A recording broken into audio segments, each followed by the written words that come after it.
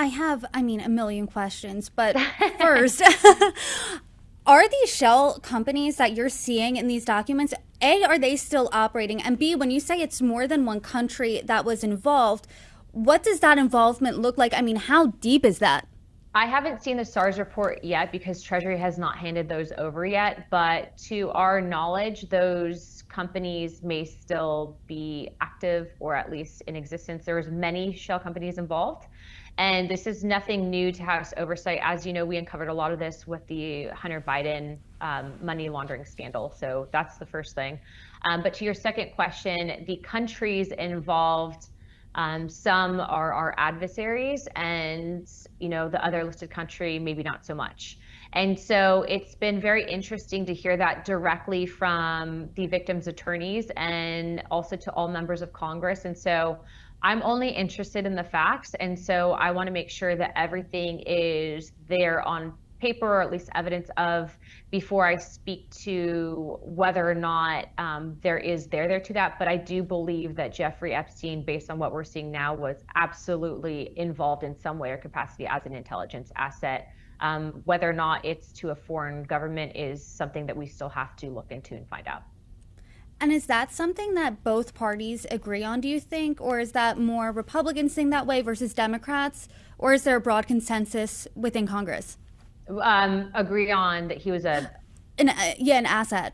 well, I mean, we were all told there was basically every member of oversight in that room and the Speaker of the House. So I would think that if you have a victim's attorney who has evidence and has seen a lot more than we have, that they're providing the truthful statements to Congress. But we have to see that. And what I can tell you is I just don't know how someone was able to operate in the capacity that he was and was financed the way that he was. It all smells of intelligence handling. So we'll see.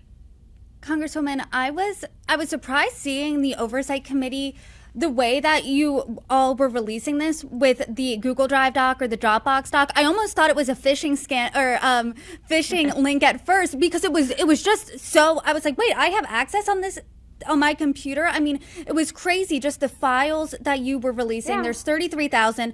I still haven't gone through all of them because they were It's just released. 33,000 pages. Yeah, I know it's a lot. Just But I think, again, going back to kind of our MO and really the MO of this administration, they did that with the JFK files, the MLK files, and the RFK files. The CIA is uploading documents. I think that's the best way to do it. You shouldn't necessarily, stonewall or silo that information. And so I know that the format was kind of confusing for some people. So I have advised Oversight that they need to re-upload in a PDF format to make it easier for people to search.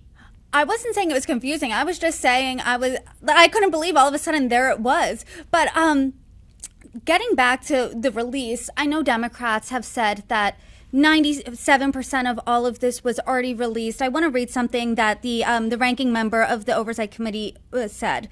The 33,000 pages of Epstein documents James Comer had decided to release were already mostly public information. To the American public or people, don't let this fool you. After careful review, Oversight Democrats have found that 97% of the documents received from the Department of Justice were already public. There is no mention of any client list or anything that improves transparency or justice for victims. And an attorney for the Epstein victims said that this was mostly released already to the public. What is your reaction to that angle? Well, I think that it's definitely an angle. And so you're seeing that he's not telling you what was released with the new information, but also to where else ever in history were you ever able to find compiled documents pertaining to Jeffrey Epstein? You couldn't. So unless you were an investigative journalist or reporter, that was very hard for the American people to see. And I think truth and transparency is very key, but also to what he's failing to acknowledge is that the victims themselves asked us to have their information not be publicly released. So you will see redactions if it's pertaining to victims, and I will continue to support that because that's not just my viewpoint, but also the viewpoint of the victims at their direct request. But also, in addition to that, this investigation is not over, and unfortunately, I think as I stated earlier, yesterday at the press conference, the victims had things to say, but there was people that were brought in. You could see they were actually being coached on how to protest, and they were given signs, and you didn't actually see the signs saying, we need justice just for the victims. You actually saw signs that were specifically targeting President Trump, and then those very same victims later on MSNBC said, no, the president wasn't involved, but there is an aspect of this that has become partisan and is being used as a smear campaign against the president, and that's wrong because he's been exonerated now, not just once, but twice, but multiple multiple times by multiple attorneys, by multiple former attorney generals, and then now by the witnesses. And yet the media is still using this as a smear campaign, and that's wrong. Some media.